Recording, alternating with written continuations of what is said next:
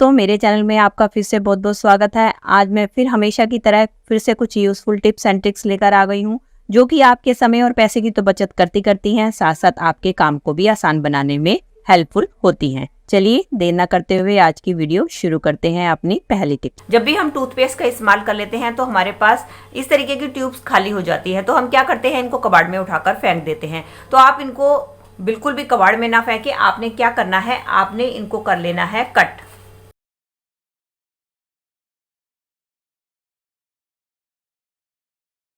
इस तरीके से हम इनको कट कर लेंगे। अब हम लेंगे पानी, क्योंकि दोस्तों क्या होता है कि हम ट्यूब को खाली समझकर फेंक देते हैं, लेकिन काफी सारा पेस्ट जो है हमारा इसी ट्यूब के अंदर लगा रह जाता है। तो हम क्या करेंगे, ये सारा का सारा जो पेस्ट है इसमें से निकाल के अच्छी तरीके से हम इसको क्लीन कर लेंगे।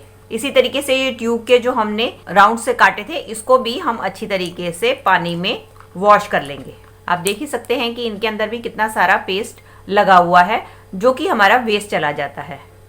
अब दोस्तों मैंने सारे के सारे पेस्ट की ट्यूब्स को अच्छी तरीके से क्लीन कर लिया है। अब इस पानी का इस्तेमाल हम कैसे करेंगे। दोस्तों हमारे घर पे व्हाइट कपड़े होते हैं जिनको कि हम क्लीन करते हैं, लेकिन कुछ ही दिनों में ये धीरे धीरे पीले होने लग जाते हैं, इनके अंदर से शाइन खत्म हो जाती है। तो आप क्या करें, जब भी आपने व्हाइट कपड़े धोने हैं उससे पहले आप इस तरीके से इस पानी में डुबोकर रख दें। कुछ ही देर के बाद देखेंगे कि आपके कपड़ों का जो पीलापन सारा खत्म हो जाएगा और दूसरा आपके कपड़े एकदम व्हाइट होकर चमकने लगेंगे और आपके कपड़े एकदम नए की तरह चमकने लगेंगे। चलिए फ्रेंड, बढ़ते हैं अगली टिप की तरह। मेरी अगली टिप होने वाली है चुकंदर को लेके या इस तरीके के हल्दी या गाजर को लेके। जब भी हम इस तरीके के फल फ्रूट्स को काटते हैं तो आपने देखा है कि हमारे हाथों पे इसके निशान पड़ जाते हैं, जो कि आसानी से वॉश करने के बाद जाते नहीं है। तो उसके लिए बहुत ही आसान ट्रिक बताने वाली हूँ कि अगर आपके तरीके से हल्दी के भी दाग या चुकंदर के भी दाग पड़ जाएं तो आप उसको कैसे रिमूव कर सकते हैं। उसके लिए लेना है आपने थोड़ा सा बेकिंग सोडा और आपने हाथों के ऊपर डाल देना है। डालने के बाद आपने क्या है, अच्छी तरीके से इसको रगड़ लेना है। और इसके बाद मैं अभी आपको हाथ वॉश करके दिखाती हूँ कि हमारे हाथ कितनी आसानी से क्लीन हो जाते हैं। साफ पानी की मदद से आपने अपनी उंगलियों को धो देना है। इसके बाद आप देखेंगे कि आपके हाथ पे जितने भी चुकंदर हल्दी के दाग लगेंगे वो मिनटों में ही दूर हो जाएंगे। चलिए फ्रेंड, बढ़ते हैं अगली टिप की तरफ। मेरी अगली टिप होने वाली है बॉयल्ड आलू को लेके। दोस्तों जब भी हम आलू का इस्तेमाल कर लेते हैं और कुछ आलू हमारे बच जाते हैं तो हम क्या करते हैं, इनको खराब ना हो तो फ्रिज में रख देते हैं। लेकिन नेक्स्ट टाइम जब हम इनको परांठे वगैरह बनाने के लिए या टिक्की वगैरह बनाने के लिए निकालते हैं तो ये इतने हार्ड होते हैं कि अच्छी तरीके से मैश नहीं हो पाते, जिसके कारण हमारे परांठे भी फट जाते हैं और टिक्की भी फट जाती है। तो उसका बहुत ही बढ़िया सोल्यूशन लेकर आई हूँ कि आप क्या करें, आप ले इस तरीके से एक ग्रेटर और आपने क्या करना है, आलूओं को करना है ग्रेट। तो आप क्या करें, आलू को कर ले ग्रेट।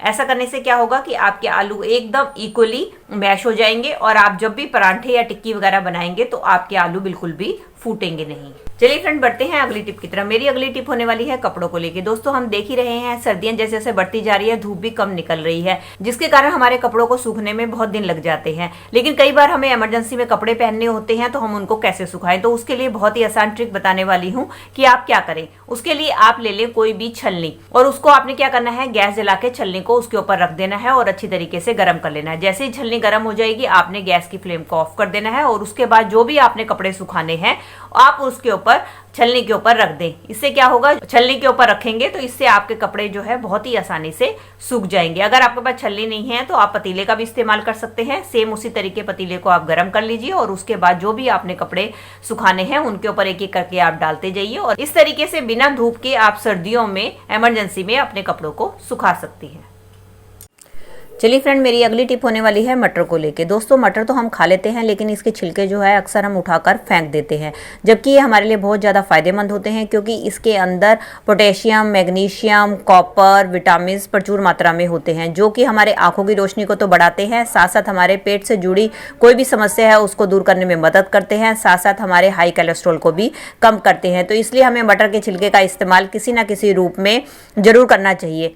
मटर के छिलके सिर्फ हमारे लिए नहीं, हमारे प्लांट्स के लिए भी बहुत ज्यादा फायदेमंद होते हैं, क्योंकि इनके अंदर इतने सारे न्यूट्रिशन पाए जाते हैं जो कि हमारे प्लांट्स को ग्रो करने में बहुत ज्यादा मदद करते हैं। उसके लिए आपने क्या करना है, इन मटर के छिलकों को आपने पानी में रात भर के लिए भिगो के रख देना है। बाद में आपने इस पानी को छान लेना है और इस पानी को आपने डाल देना है अपने प्लांट्स में।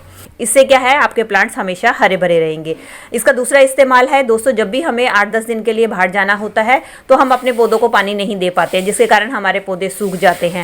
तो आप क्या करें, इन जो मटर के छिलकों को अपने गमले के ऊपर इस तरीके से रख दें और उसके बाद आप पानी दे दें और उसके बाद आप कहीं भी बेफिक्र होकर जा सकते हैं, क्योंकि ये काफ़ी टाइम तक अपने अंदर नमी को सोखे रखते हैं, जिससे कि हमारे प्लांट जो है आसानी से सूखते नहीं हैं। चलिए देख लेते हैं इसके थर्ड इस्तेमाल की तरफ।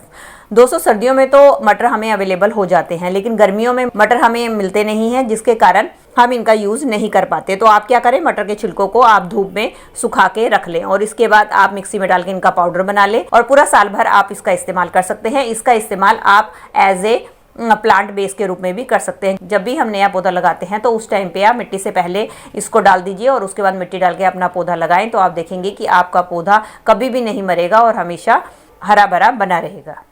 ये थी दोस्तों मेरी आज की वीडियो। आई होप आपके लिए हेल्पफुल रही होगी। अगर दोस्तों आपको मेरी वीडियो जरा सी भी अच्छी लगी है तो प्लीज इसको एक लाइक दीजिएगा और हो सके तो ज्यादा से ज्यादा अपने फ्रेंड्स और रिलेटिव्स में भी इसको शेयर कर दीजिएगा, ताकि वो भी इनका फायदा उठा सके।